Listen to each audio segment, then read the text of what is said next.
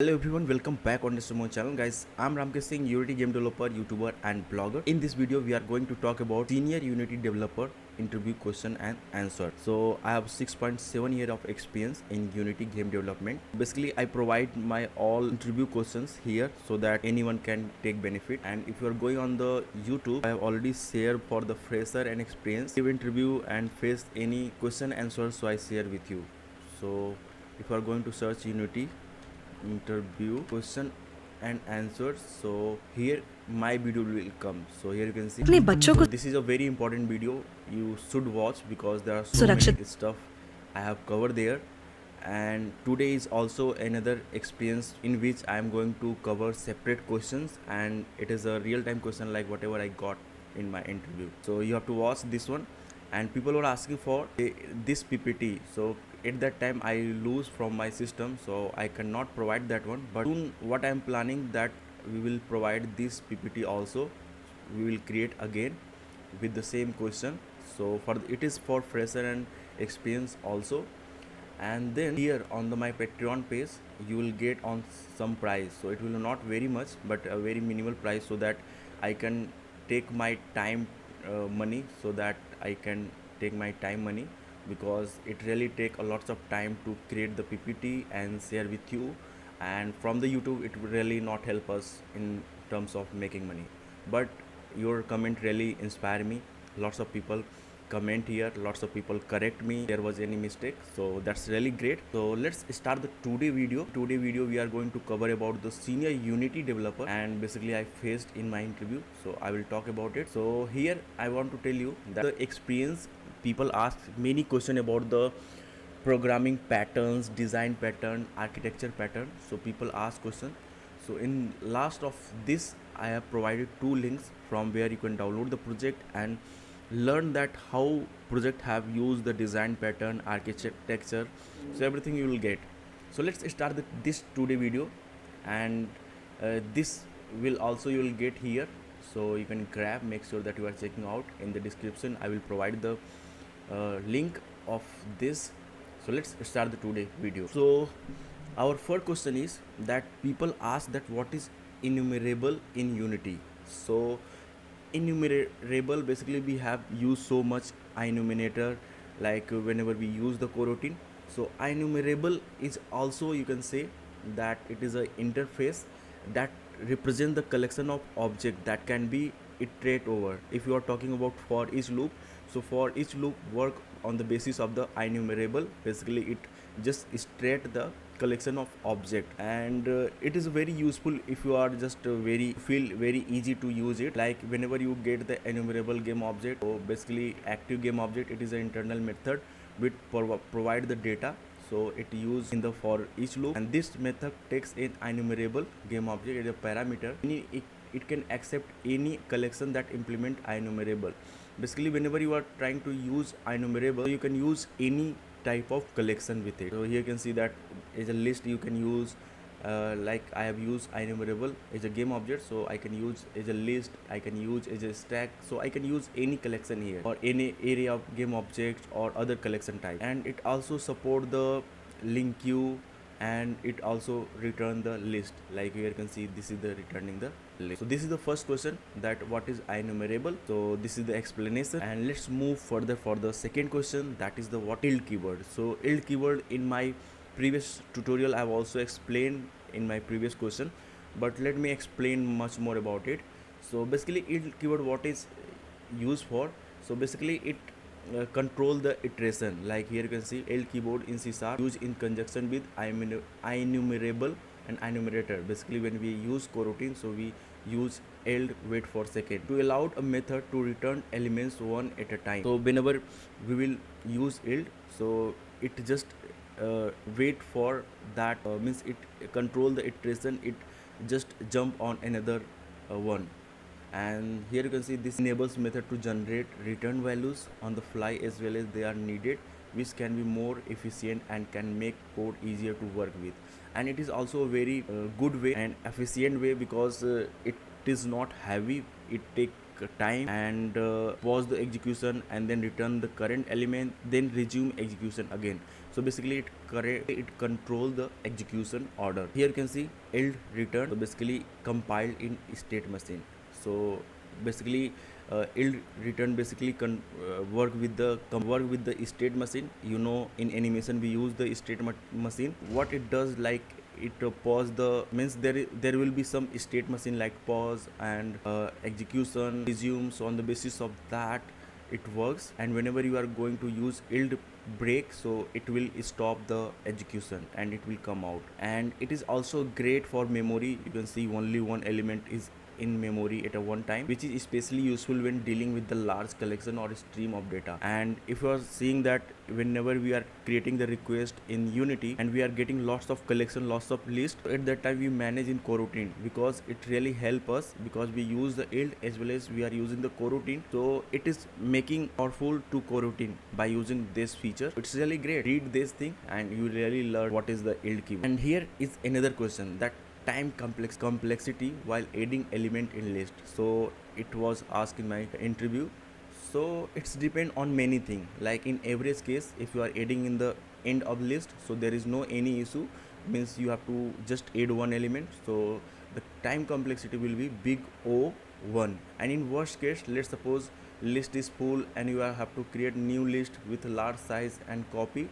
So at that time the time complexity will be big O. And if you are adding the item on the specific position, not at the end, so at that time you have to uh, just just swap the element. Like you have to just give them, like one element will be on n+1. So at that time you have to do the shifting of elements. So at that time you have to use big O n. Whenever you need the resizing of your list, so at that time the time complexity will be big O n. And what will be the n? N is number of elements. So this is the reply of this, what will be complexity while adding the element in the list. Great. Let's move further. What is the space complexity while adding the element in the list? In terms of space, you can see if there is space allocation available, there is already space. So basically you have to not do whatever you are adding. So let's suppose you are adding one element, so time complexity will be big O1. If you are just resizing it and adding lots of elements, so at that time it will be big O n. And here is another very important question, that is the difference in class and struct. And basically everyone suggests us that as much as possible you should try to use the struct, because it is really great in terms of memory. Go through one by one so that you can remember. And what question, typical question they ask, I will also explain. Here is the class. So what is class? A class is a reference type.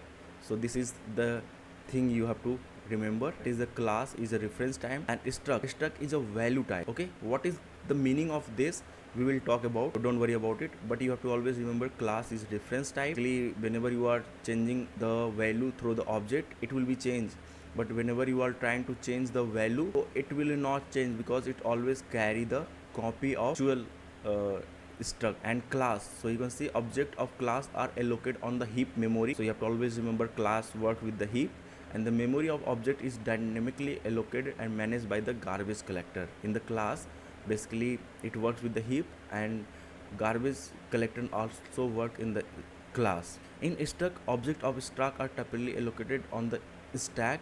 So struct work with the stack unless they are part of the another object on the heap. Okay, sometimes what happens that inside the class we use the struct. So this thing it is talking about, and they are deal allocated automatically when they go out of scope without garbage collection. So struct does not work with the garbage collection, it just get deallocated automatically when it is going out of scope. And next about the class is when you pass a class instance to a method. So this is the question people ask, that what will happen that if we pass the class instance and struct instance, so what will happen? So this thing you have to understand and learn very carefully, that when you pass a class instance to a method, you are passing a reference to an object. Okay, and this means changes made to the object inside the method affect the original project. Let's suppose there is a class A and there is a value A equal to 10, and you are just passing the object, and in that method you are just passing A equal to 15. So actual value of class will be changed to 15 whenever you are going to print. And in struct it does not happen. When you pass a struct instance to a method, you are passing a copy of a struct, so basically actual value will be not changed. So that's why we call it is a value type, it is a reference type. Let's move on further. Class support inheritance. Struct does not support the inheritance. Class for complex data structure, because if you want to do lots of coding, lots of logic, lots of methods, so at that time you have to use the class. Struct is for lightweight data, like you are taking the input, like if you are aware about the Fusion 2, so I have a tutorials if you want to check out, so you can just visit the playlist. So basically we use the struct to collect the input, so struct we use for lightweight thing. And here is the class. A class reference can be null. Great. Means if you are defining anything, any variable, so it should be null, meaning it can point to no object. It's a great. In struct, a struct variable cannot be null. It always contain a value. However, nullable struct, it can represent a value type that can also be, so it may be 0 or something else, but it will be some value. And here is another one, that is the class. Due to the reference semantic, multiple threads can access the same object instance. So here you can see that if you are working with the thread, so what is advisable. So basically here you can see what is the wrong with the class, that due to the reference of semantic, multiple thread, let's suppose t1 t2 is running, can access the same object of instance. Means there is a one class, so it is trying to access that object, which can lead to race condition unless properly synchronized. And in struct what happens, since struct are copied when passed around, each thread typically works with its own copy, reducing the risk of race condition. However, mutable struct can still lead to issue if not carefully managed. So if you are working with the thread, so I think struct is better, because it will not change directly value, so there will be no any issue. Okay, great. And here we come to the question, like of the difference. They ask me that as a parameter we are passing class and struct, what will happen. So passing class reference type change affect the original object, as I told you in the difference. Memory wise it is good. Passing a struct value type change do not affect the original, it do copy, so not good. So for the memory wise it is not good, but for the values wise it is good. And let's suppose we are doing above thing, but is there something that we can do, that we pass the reference, it does not change the value, we pass the struct but it changed the value, what we can do. So here is the solution, that passing by reference, if you want to pass, so in the method what you can do, that you can pass like refer or out, you can give the this value, and after this if you are going to pass, so basically what will happen, that this will allow to reassign the reference itself inside the method. Okay, so this is for class. And reference with struct, so basically directly change the original value whenever you are going to do with ref or out. So you have to always remember this is the question, and after that they will ask that what is the solution, what you can do if you want to do the opposite of this thing. So this is really great. Let's move on. And next question is, if there is two thread t1 and t2, we do not want t1 use t2 resource, how we can do it. So it's really a very tricky question, because in Unity we don't use lots of thread, we may just forget this thing. So let me make you understand. So there is a few way. First one is that locking with the lock. So there is a one lock keyboard, so you can just lock, so that at a one time only one thread will be used. Same we can use mutex. So mutex also help us to just use one resource by one thread. And this is from the .NET.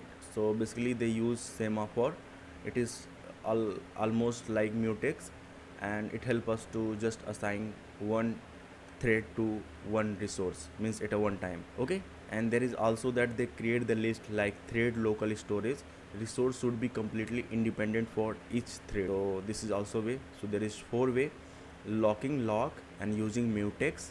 Third is semaphore and thread local storage.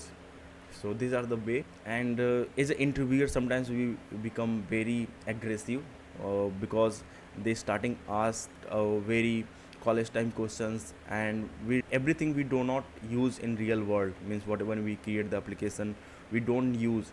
So as an interviewer, if you are getting any chance, so please be humble to uh, those guy.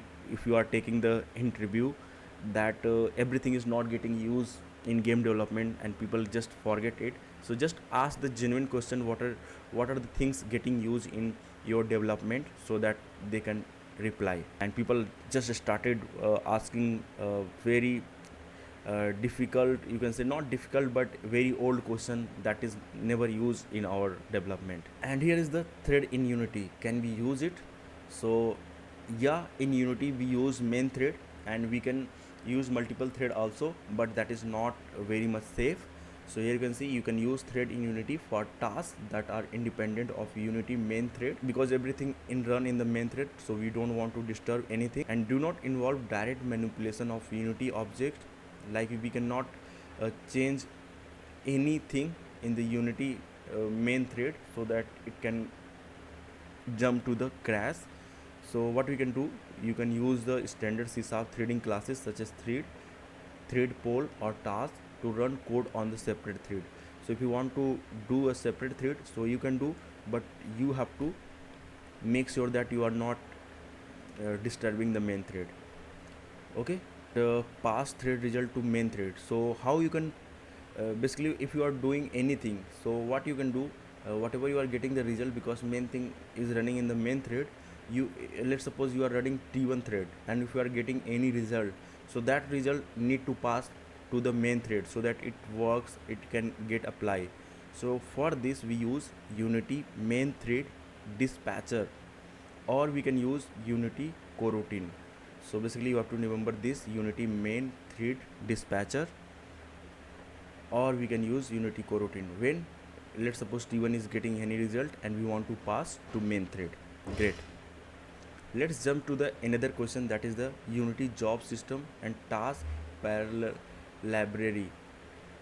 So basically for the advanced threading system, Unity is providing the Unity job system. You will get the package in package manager, and you can use task parallel library. If we have array and we have a sum, how to check two element sum is this? The programming question, and interviewer was expecting me to just provide me optimal solution, and it was possible only if I was in the college. But I provide the logic, but I was not able to provide that which approach is best. So basically I have worked with the brute force approach. So just try to understand what is the question, that if we have a array and we have a sum, how to check two elements sum is this?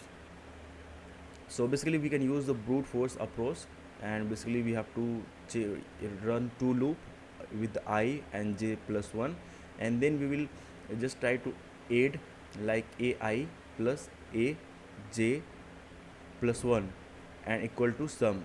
So basically there will be two loop, and the time complexity will be big O n square. So this is not very optimal way. And here is another optimal way, like using the hash set. So in hash set, basically what they do, they keep a record. So here you can see this is the hash set we are creating, like we are tracking the element. Okay, and we are using the for each loop, basically it is array. And what we are doing, so complement in what we are doing, like let's suppose this is the sum, and whenever we are iterating the loop, so we are decreasing the number. So you can see num minus num, and whenever we are decreasing the number, we are checking the scene numbers contains complement. So basically what will be the complement is this. So basically it is a logic that if it is complement is existing, because here we are managing scene number, so if it is there, so it will return true, otherwise it will be false. So this is the single loop, so that's why it is big O n. So this is the best approach rather than this. And if you want to more best approach than this, so you can use two pointer technique. In two pointer technique, basically you have to first sort the array. If it is not sort, so it will be a little more complex, but let's suppose it is sort. So at that time what you have to do, so here you can see this method requires array to be sorted. It uses two pointers to scan So basically, if let's suppose it is a array, so there will be left pointer, there will be right pointer at the end of array, and from there we will try to scan, and then we will try to find. So here you can see I have hash pair with sum. So here you can see left equal to 0, basically it is an index, and right will be array length minus 1. So what we are doing, we are running while loop, and here is the left is less than right, obviously it will be. So we will run, and what will the current sum? So it will be array left plus array right. Okay, first and last element we will compare, and we'll check that if it is equal to sum, so we'll return true, otherwise we will just increase the value of left so that we can check another number, another index position. So this is the way, and this is the most better way if your array is sorted. If it is not sorted, so you have to see that in sorting how much time complexity is getting used. Let's further move on the next question, that is the, if we make a private to unity methods, what will happen? So I also reply same thing, but I think interviewer was not happy. So if these methods are marked as a private, Unity will still recognize and invoke them at the appropriate times, because Unity uses reflection to find and call this method regardless of their access modifier. So I was told that it will work perfectly, there will be no any issue. So this is the answer, and I don't know why in my interviewer was not happy about it. And let's move further, that is the how for each loop internally works. So I told you that for the each loop in C#, work with the IEnumerable and IEnumerator interface. Okay, so it works by leveraging the internal working of for each loop. In brief, so I told you that get enumerator work. So when for each loop it starts, the collection get enumerators method is called. This method returns enumerator object that implements the IEnumerator interface. Move next, the loop then repeatedly calls the move next method or enumerator. This method advances the enumerator to the next element in the collection. Move next returns true if there are more elements straight over, and false if end of the collection. So basically these are the internal method getting used, and main method is get enumerator for first, and move next it will run until unless it is not getting on the end collection. Here is another question, that how we can create singleton class without mono behavior. So this is a very common question, that how we can create singleton class without the mono behavior. So we can create the singleton class. So let's suppose here you can see public class singleton, and here we are doing same thing, private static singleton instance equal to null. And at that time what we are doing, so important thing is to creating the private construction to prevent direct instantiation. So basically here you can see private singleton, we are creating the private singleton so that any other class cannot create this class the object, it should be only single object. And here you can see that here we are creating the instance of this class. Okay, great. Here is another question, how we can create something that behave like singleton. So the answer is scriptable object. Scriptable object is very useful if you want to store something, if you have any settings, so it works really great. And it can also work like the singleton, there will be no any object, but behavior will be same, you can access in all over the scene, in all over the application. We create object of partial class. What is the use of it? So what is a partial class? Basically partial is a keyword, a keyword, and whenever you are going to add with a class, so it will be a partial class. And what is use of it? So partial class, let me read same thing, but in the words partial class is a better way to organize your class. You can just create many partial class. So you can see, yes, you can create an object of partial class. So first answer is we can create the object. Yes, we can create a partial class in C# allows us single class to be split across multiple files. Let's suppose there is a class and it is a very big, so it is not able to use properly, means there are lots of code. So what we can do, for the A we can create the partial classes of A. So this is useful for organizing large classes and keeping auto-generated code separate from manual written code, and enable multiple developers to work on the different parts of the same class simultaneously. Okay, so it's also great. And here you can see this is the same way to create the object, partial class, object, new partial class. Okay, great. Let's move on another question. So here you can see, can we create object of inner class, use of it.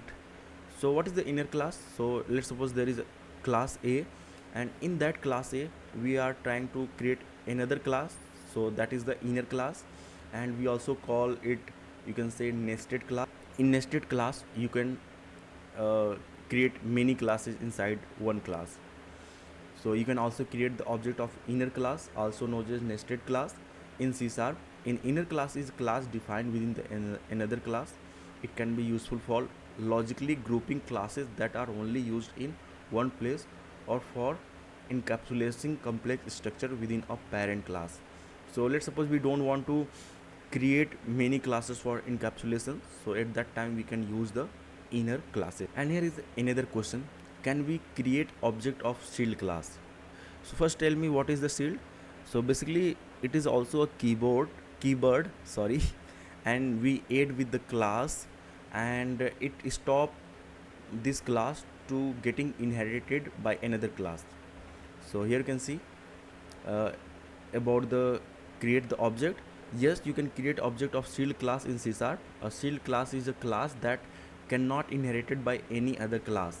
However, it can still be instantiated just like another class. So basically it is like stopping to inherit. So it is also kind of lock. And another question is, can we create object of abstract class? So can we create the object of abstract class? The answer is no, big no. You cannot create an object of abstract class in C Sharp. An abstract class is meant to serve as a base class for other classes, cannot be instantiated on its own. It is designed to provide a common definition for derived class, often including abstract methods that must be implemented by those derived classes. So, and here is the difference in linked list and list. So here is the list, array based, fast access by index, big O n. So here is the difference, I'm just reading about it. So basically it is array based and it is a really very fast, and means if you want to access any data in the list, so the time complexity will be big O n.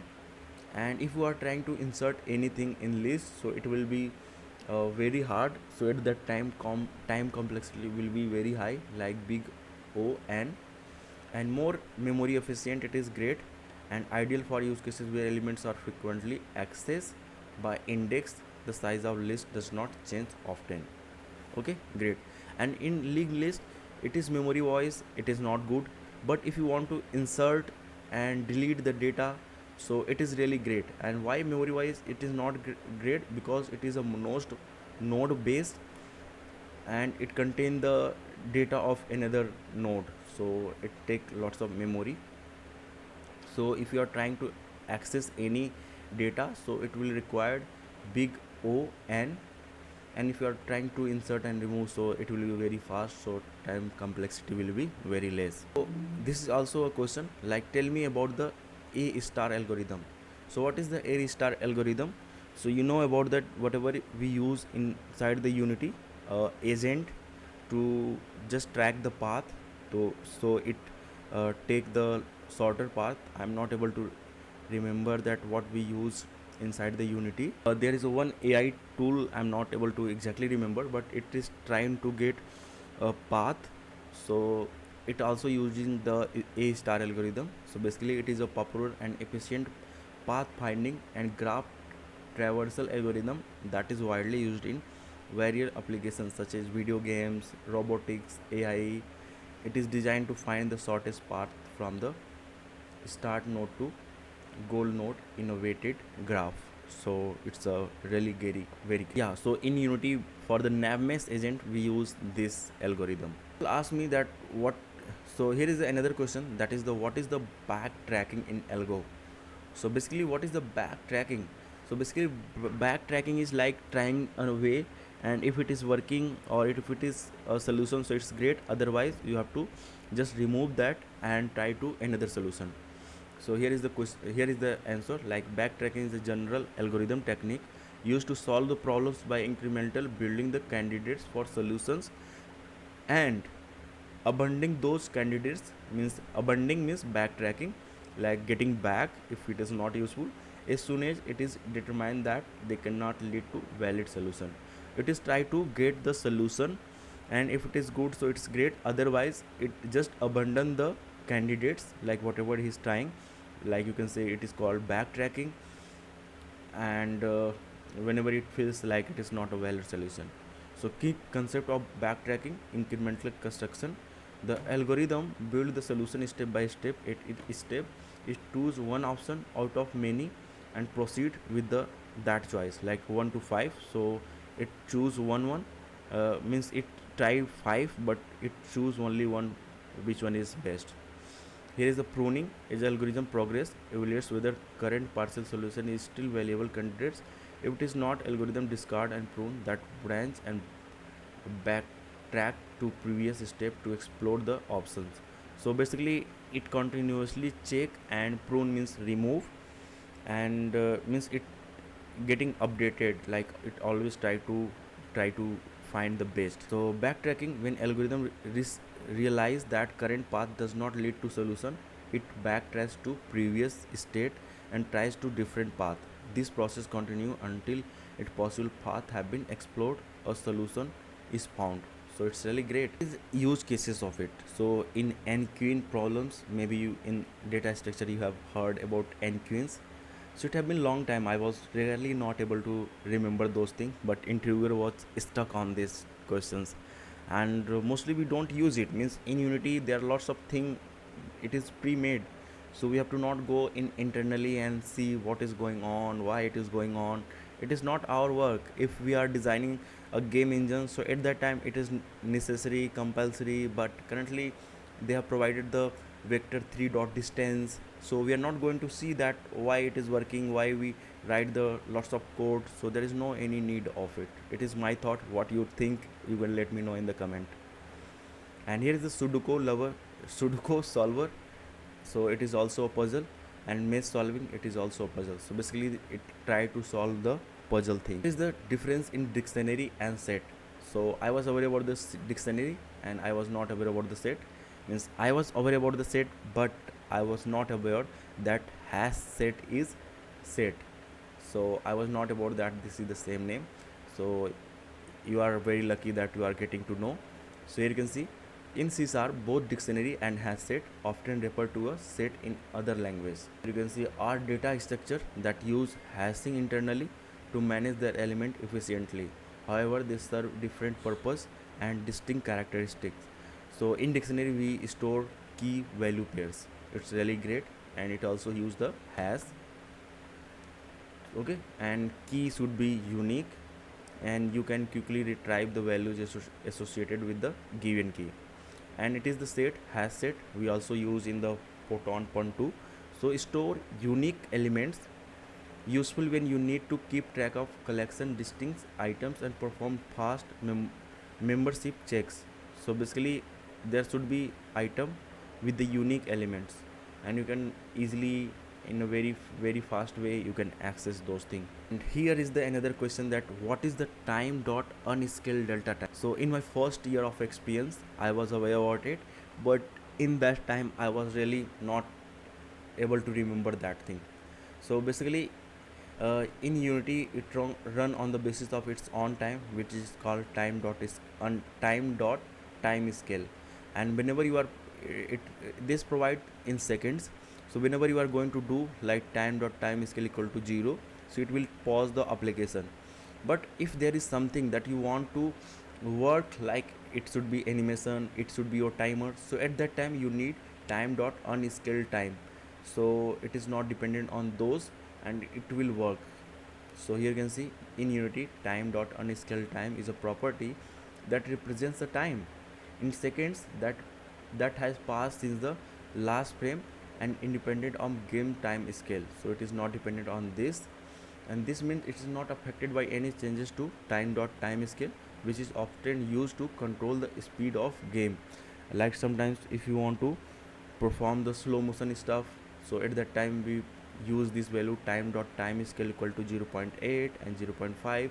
So we change this value frequently, so by using this we get.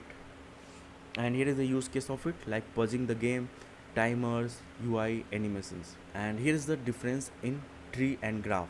So tree, a hierarchical cyclic structure with a single root where each node has one parent and any number of children. So there will be one parent and any number of children can be. Trees are ideal for representing hierarchy data and are commonly used in searching and sorting algorithms. And in graph, a more general data structure where nodes can interconnect it in any way possible, containing cycles. Graph are versatile and used to model complex relationships in networks such as social connection, road maps, web pages. So it can be in any way. So it is also a data structure question. So people were stuck on data structure question. And here is another very important question, that is the tell me about solid principle. So solid principle is a very great thing in all the languages. Let me read, but here you can see it is single responsibility principle. Basically for the particular feature, particular task, we should create one class. And here is the open close principle. So basically uh, people say that you have to design your class so that we can aid the code but we cannot modify from the outside. And here is the Lisco substitution principle, I interface segregation principle, dependency inversion principle. So these are the principle you can use. In Unity we use SOE. We can use all, but most probably we use these things: single responsibility and dependency inversion, open close. So the solid principles are set of 5 design principles in object-oriented programming that help developers to build software that is easily to maintain, extend, and understand. This principle promote good software design practice, reducing complexity, improving code readability, making system most robust and flexible. So great. And now here we are coming to the tell me about design pattern. So it is most asked question for the experience if you are around the 4 5 year of experience. So basically design pattern, what you can see that we design our script, our code, so that we can use most reusable way and it is most organized way. And there are lots of you can say lots of pattern, means you can say hundreds of patterns, but in Unity we use 2 patterns most of time, and most use is single pattern. And if you are a little expert, so you can use observer pattern, factory pattern, state pattern, command pattern, but most use is single pattern, observer pattern, and factory pattern. So these are the pattern. And singleton you most probably use. Observer pattern is about like you are using the delegate subscribing the event, and factory is like inheritance, you are just creating multiple enemies, so you are trying to use the inheritance stuff. And this is the state pattern, like you are walking, running, so it is kind of state pattern, but most probably for this we use the behavior tree and it will generate lots of code, so I think that's not great. And it is a command pattern, so I think for the everything you have to create the command, so I really don't like it. So let's me move further. And in last I will provide a source code, means there is a link of GitHub, you can download and explore that. And you can basically explore the most used patterns. I think you can explore these 3. You can also explore about command, so that you will know better understanding, that you will have the idea to choose which one is better for you. And here is the about architecture pattern. So here you can see it is design pattern, it is architecture pattern. So design pattern is related to code, and architecture pattern is related to what? It is related to that how you are designing your project. So here you can see there are lots of things, but in Unity it is not compulsory that you use any. Unity try to suggest us to use Unity component system from 2018, but it is not easy to use always. So in all of this some people use MVC, but every application is different, it requirement is different, so you cannot stuck on a particular structure. So this is the thing. Here you can see tell me about Unity anti pattern. You have heard about architecture pattern, you have heard about design pattern. Now it terms of NT pattern. NT pattern is just like opposite, like which feature or which pattern or which thing of unity we should not use or overuse so that it create the problem. So anti-patterns in unity are common practices or solutions that seen effectively initially but lead to poor performance. Means most of people use it, but if you are using overuse, so it really create the problem. So maintainability issues or other problems in long term. Recognize this anti-pattern means it called anti-patterns. Like if you are using anything in access base, so it is not good. Okay. So here is the common anti-patterns like God object. Like you cannot use a one object everywhere, so it should not be very much dependent on one object, so it is not a good. And here is the update overuse. So if you are using any code always in update, so it's really not great. If you are using singleton, so it is really not good thing because it create problem in coupling. Not sure about the magic numbers, so you can let me know in the comment. And tightly coupled, so tightly coupled means you cannot create a class that is dependent on other class. So if you are changing anything in that class, so you have to always change in other class, so it is not a good. Ignoring garbage collection, so basically garbage collection, like I will provide the definition and what are the way you can do, but the garbage collection is very important thing. You have to always take care of it and make sure that everything you have, if you have subscribed that thing, so you have to unsubscribe that. If you have destroy anything, so you have to always do that thing very carefully. And premature optimization, like if there is no any need of optimization and you are doing optimization, so it's really not good. And overusing coroutine, it is also not good, it make applications slow. And most people use the find method, like find object, find this, so it is also not good. If you are using very less, so it's great. Ignoring asynchronous operations, so make sure that if there is any necessary thing, so at that time you have to use asynchronous operation, otherwise not. So these are the anti patterns. You have to not use this thing very much, so try to avoid this thing. And here we are coming to the coupling and decoupling in unity. So what is coupling and what is decoupling? So let's go through the uh, by the definition. So here you can see coupling and decoupling. Coupling means like how your module, how your code is dependent on your another part of code. So basically people try to use, there is two words like tight coupling, loose coupling. So in tight coupling, it is not recommended. Means basically people suggest us, uh, experts expert suggest us that your code should not be dependent on other code, so you have to try to use loose coupling. Loose coupling is great, so you have to always consider this one, but you cannot make always a very loose couple because something have to dependent. So basically it's depend that how much you can try to do the loose coupling. Okay. So basically decoupling is also part of tight coupling, loose coupling. Basically it is opposite. So decoupling, for decoupling we use interface, event, delegates, dependency injection, scriptable objects, so they help us to create the loose coupling stuff. So means you can say loose coupling is decoupling. Okay, great. And here is the what are the draw calls in unity, why should you minimize it?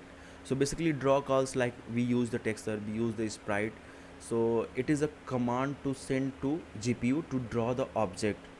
Okay, so you should just optimize this. So you can see draw calls are the commands sent to GPU to draw objects, and each draw call can cause a performance hit because of state change, because it go to the CPU to GPU, GPU to CPU, and context switching between the CPU and GPU.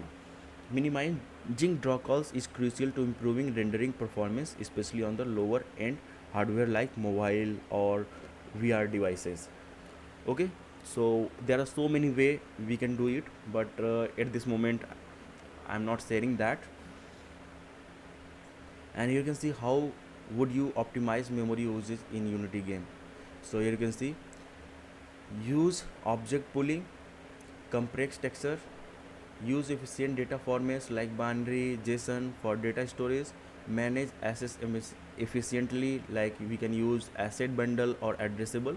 Asset bundle is very old, you can use addressable, and I have full series of addressables you can watch from my playlist.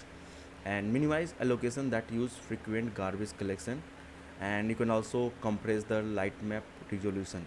Okay, and you can also compress the texture also if it is very high, because for the quality we use 4K 8K, but we don't think about that how compatible our device is.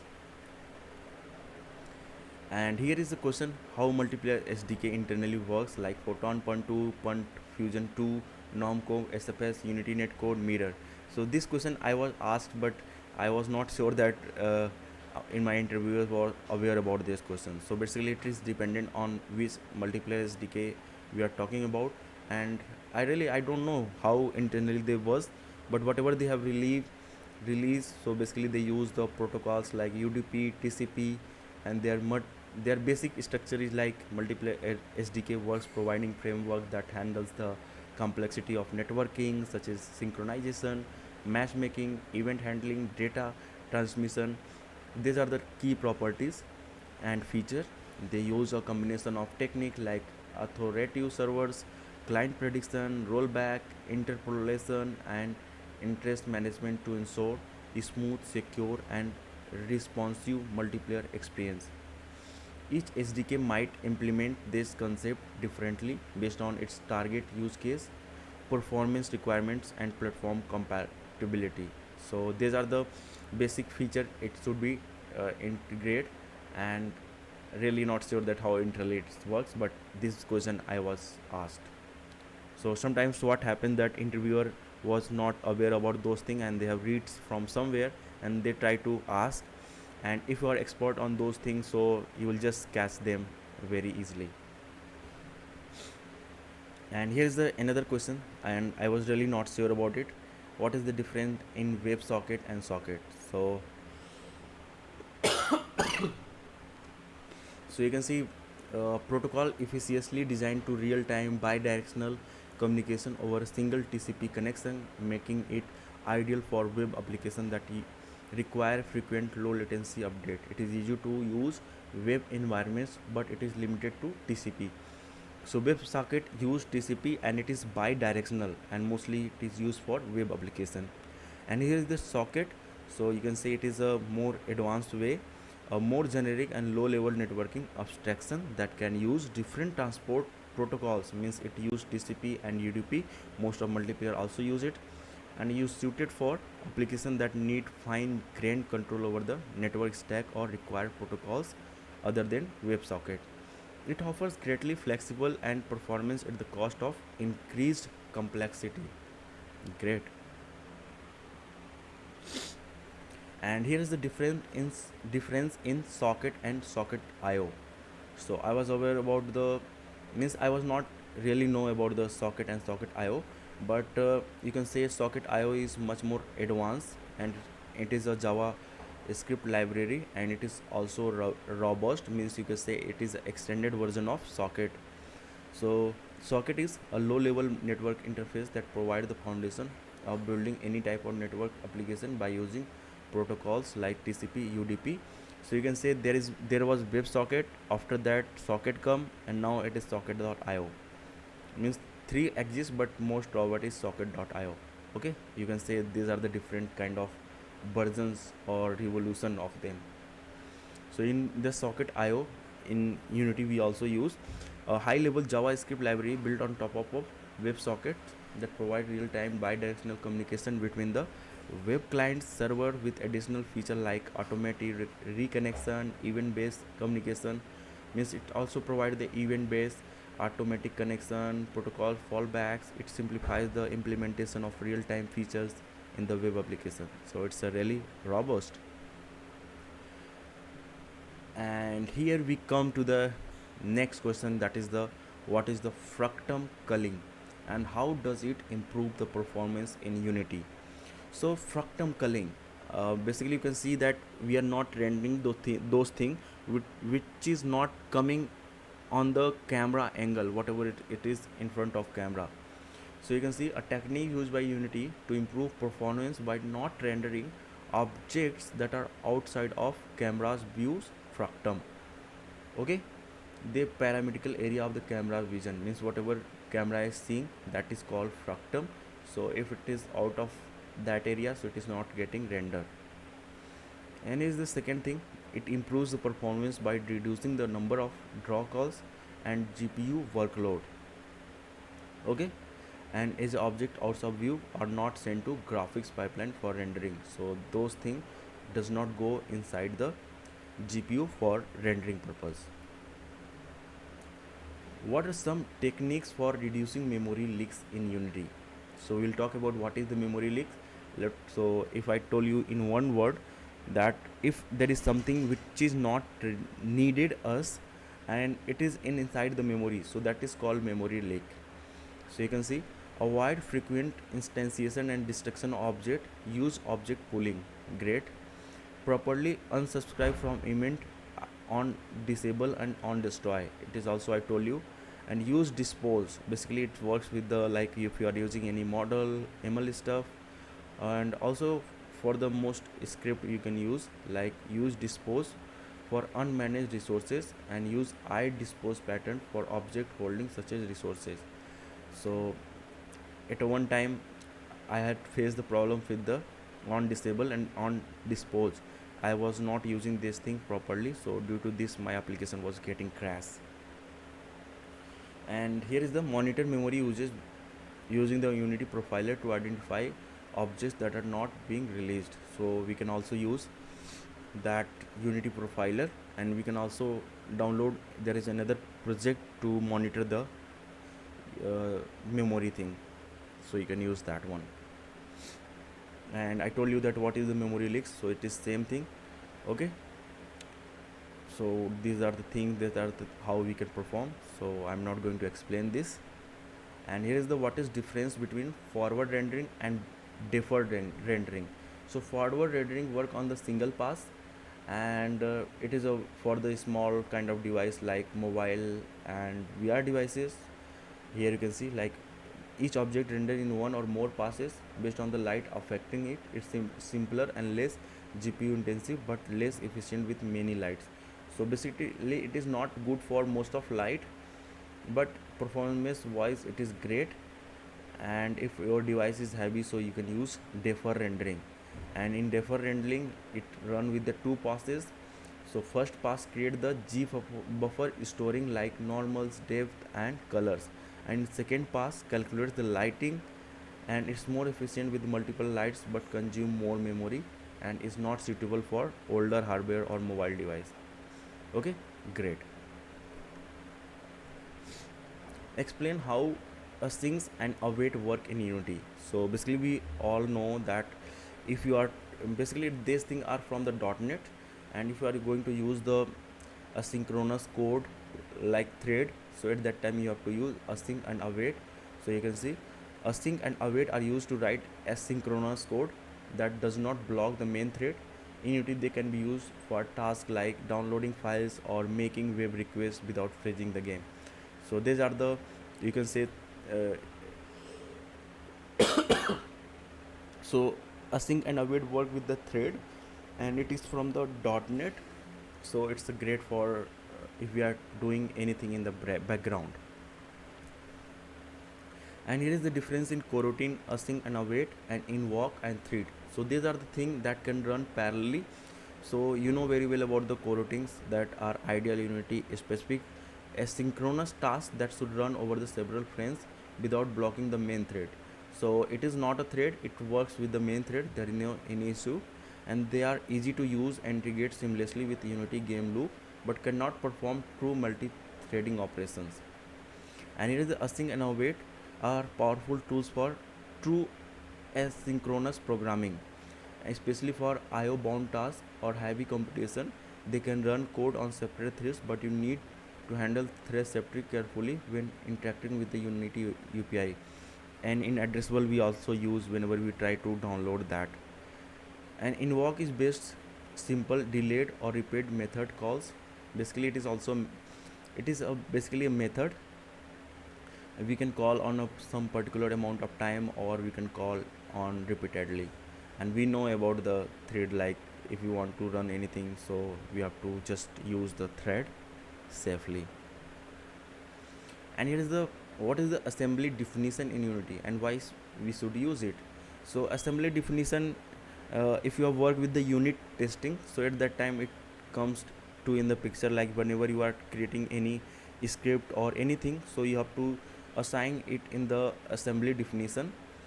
Okay, so it is also a great way, but most of time there are lots of plugins they don't have the assembly, so due to this Unity testing become very hard thing in Unity.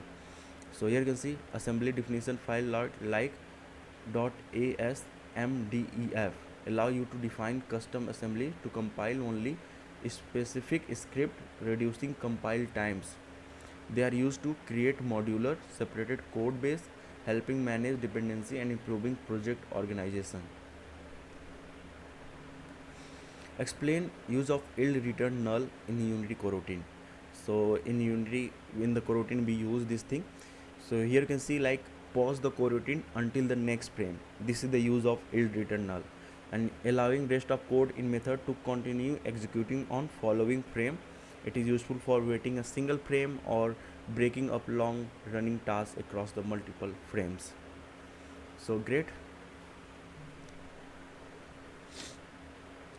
And here is how you can detect memory leaks in Unity. How you can do, so I told you that you have to use Unity Profiler to monitor it, and there are another package like Memory Profiler, so you can check there that if there is something have been destroyed but it is inside the your memory, so at that time you have to check.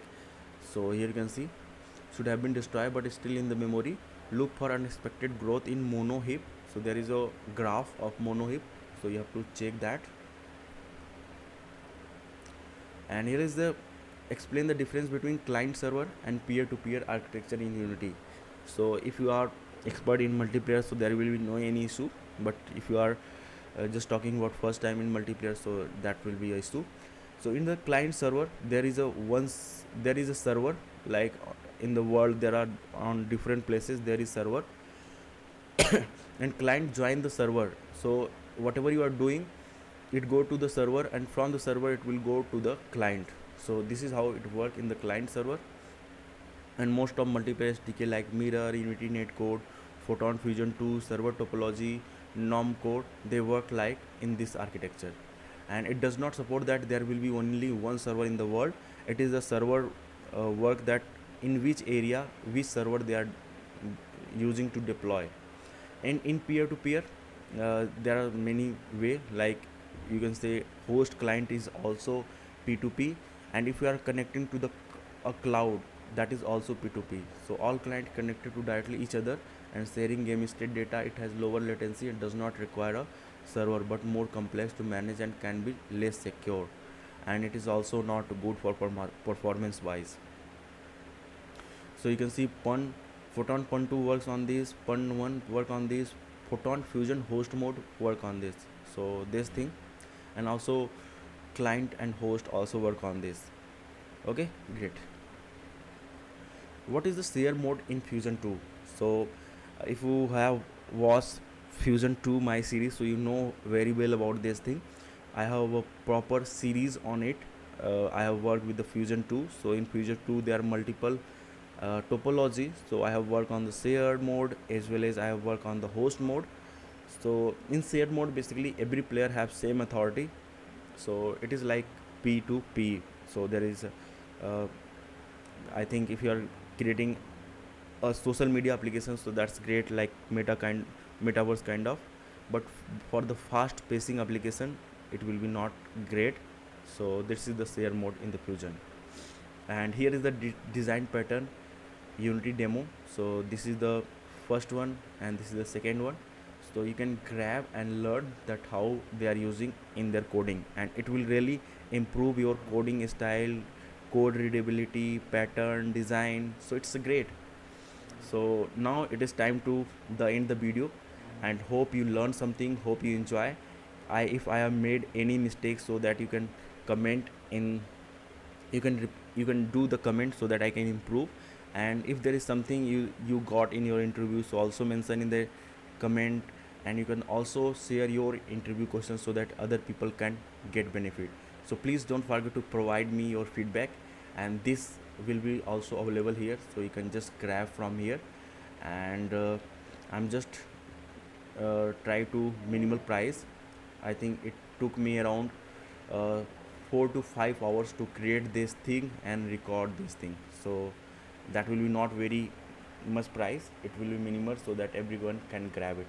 So thanks for watching, have a good day, see you in next video. Don't forget to like, subscribe and share Nested Mango, and please visit the playlist. There are so many useful playlists, you will learn a lot from there. So thanks for watching, have a good day, see you in next video, bye bye, take care.